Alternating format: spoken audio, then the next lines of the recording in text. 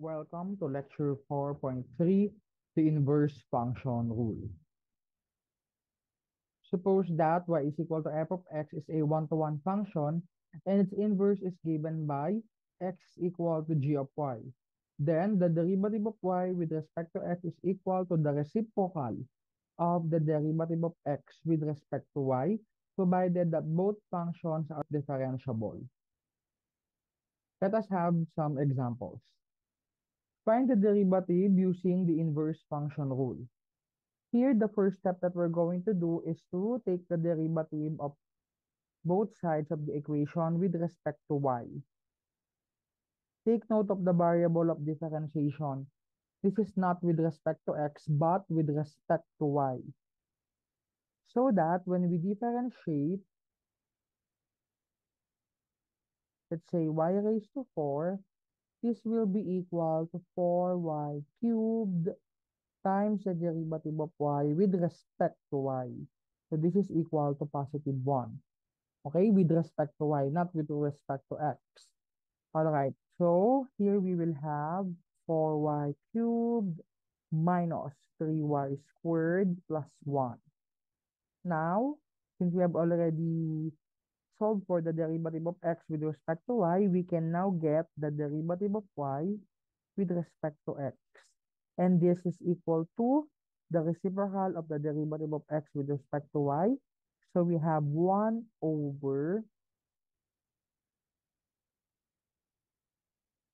4y cubed minus 3y squared plus 1.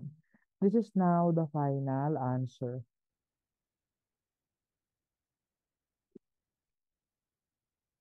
Note that if we will use the implicit differentiation here, the answer will still be the same.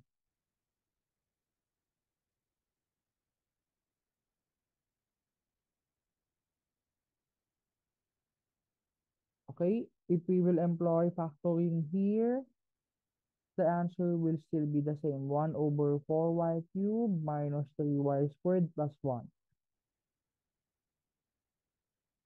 Second example, x is equal to sine of the quantity y squared plus e raised to y.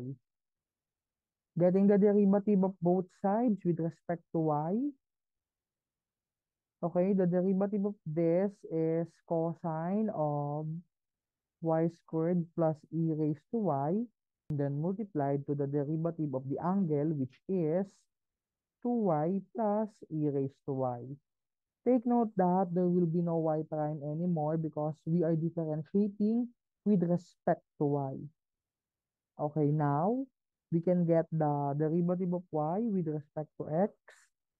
It is just simply the reciprocal of this.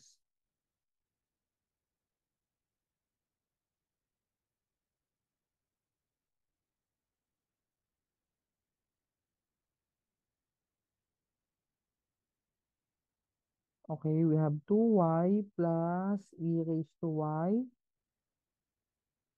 times cosine of y squared plus e raised to y. Okay, the final answer will be secant using the reciprocal identity. Secant of y squared plus e raised to y over 2y plus e raised to y. So this is the final answer.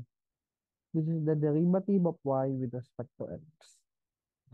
Third example, we have here x is equal to the quantity y squared minus 3y plus 3 raised to 3/4. Getting the derivative of x with respect to y, using the power rule, we have 3/4 times the quantity y squared minus 3y plus 3, and then raised to negative 1/4. And then, what else? Yung derivative pa nung nasa loob.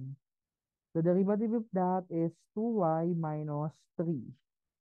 Okay, so let us rearrange the terms. So it becomes 3 times the quantity 2y minus 3. Ilagay na natin sa ilalim yung may raised to 1/4.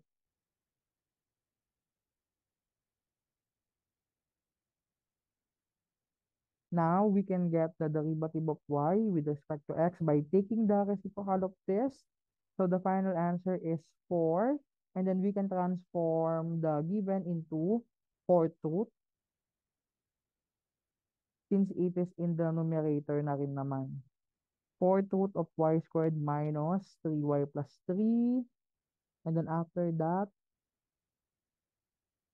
the denominator, 3 times the quantity 2y minus 3. So this is the derivative of y with respect to x. You have reached the end of the discussion. You are highly encouraged to answer the following exercise.